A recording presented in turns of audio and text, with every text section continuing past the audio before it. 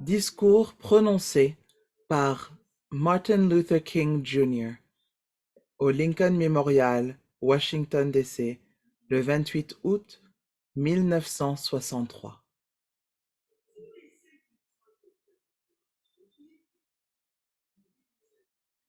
Il y a 100 ans, un grand Américain qui jette sur nous aujourd'hui son ombre symbolique a signé la Proclamation d'émancipation. Cet arrêté d'une importance capitale venait porter la lumière comme un phare d'espoir aux millions d'esclaves noirs marqués par les flammes d'une injustice foudroyante et annoncer l'aube joyeuse qui allait mettre fin à la longue nuit de la captivité. Mais un siècle plus tard, nous devons faire le constat tragique que les Noirs ne sont pas encore libres. Un siècle plus tard, la vie des Noirs reste entravée par la ségrégation et enchaînée par la discrimination. Un siècle plus tard, les Noirs représentent un îlot de pauvreté au milieu d'un vaste océan de prospérité matérielle. Un siècle plus tard, les Noirs languissent toujours dans les marges de la société américaine, des exilés dans leur propre terre. Alors nous venons ici, aujourd'hui, pour dramatiser notre condition effroyable. Nous venons à la capitale de notre nation pour demander, en quelque sorte, le paiement d'un chèque. Quand les architectes de notre République écrivirent les textes magnifiques de la Constitution et de la Déclaration d'indépendance, ils signèrent un billet à l'ordre de chaque Américain. C'était la promesse que chacun serait assuré de son droit inaliénable à la vie, à la liberté et à la poursuite du bonheur. Il est aujourd'hui évident que l'Amérique a manqué à cet engagement quant à ses citoyens de couleur. Au lieu de faire honneur à cette obligation sacrée, l'Amérique a passé au peuple noir un chèque qui revient marqué sans provision. Mais nous ne saurons croire qu'il n'y a plus suffisamment de provisions dans les grands coffres d'opportunités nationaux. Alors, nous venons exiger notre paiement contre ce chèque, paiement sur demande des richesses, de la liberté et de la sécurité que procure la justice. Nous venons également à cet endroit sacré pour rappeler à l'Amérique l'urgence absolue de ce moment. Ce n'est pas le moment de prendre le luxe de laisser calmer les esprits, ni de nous laisser endormir par une approche gradualiste. Il est temps de quitter la vallée sombre et désolée de la ségrégation pour prendre le chemin ensoleillé de la justice raciale. Il est temps d'ouvrir les portes de l'opportunité à tous les enfants de Dieu. Il est temps de tirer notre nation des sables mouvants de l'injustice raciale jusqu'au rocher solide de la fraternité. Que la nation ne tienne pas compte de l'urgence du moment, qu'elle sous-estime la détermination des Noirs, lui serait fatale. Cet été étouffant du mécontentement légitime des Noirs ne prendra fin qu'à l'arrivée d'un automne vivifiant qui amènera liberté et égalité. L'année 1963 n'est pas une fin, mais un début. Ceux qui veulent croire que les Noirs seront satisfaits seulement de s'exprimer avec force auront un fâcheux réveil si la nation revient aux affaires habituelles comme si de rien n'était. L'Amérique ne connaîtra ni repos, ni tranquillité, tant que les Noirs ne jouissent pas pleinement de leurs droits civiques. Les orages de la révolte continueront à secouer les fondations de notre pays jusqu'au jour où la lumière de la justice arrivera. Mais il y a quelque chose que je dois dire à mon peuple, qui est sur le point de franchir le seuil de la justice. En luttant pour prendre notre juste place. Nous ne devrons pas nous rendre coupables d'actes injustes. Ne buvons pas de la coupe de l'amertume et de la haine pour assouvir notre soif. Nous devons toujours conduire notre lutte dans un haut souci de dignité et de la discipline. Nous ne pouvons pas laisser notre protestation créative dégénérer en violence physique. Encore et encore, nous devons atteindre ce niveau exalté où nous opposons à la force physique la force de l'âme. Le militantisme merveilleux qui a pris la communauté noire ne doit pas nous amener à nous méfier de tous les Blancs. On le voit par leur présence ici aujourd'hui.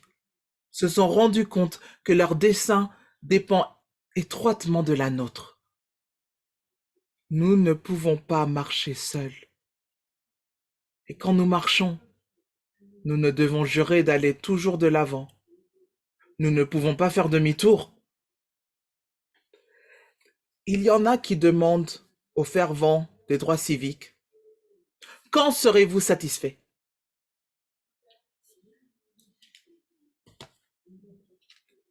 Nous ne saurons être satisfaits tant que nous ne pouvons pas laisser nos corps fatigués se reposer dans les motels des routes ni les hôtels des villes. Nous ne saurons être satisfaits tant que les Noirs ne peuvent bouger que d'un petit ghetto à un ghetto plus grand. Nous ne saurons être satisfaits tant qu'un Noir au Mississippi n'aura pas le droit de voter et qu'un Noir à New York ne verra rien pour lequel on peut voter. Non! Non!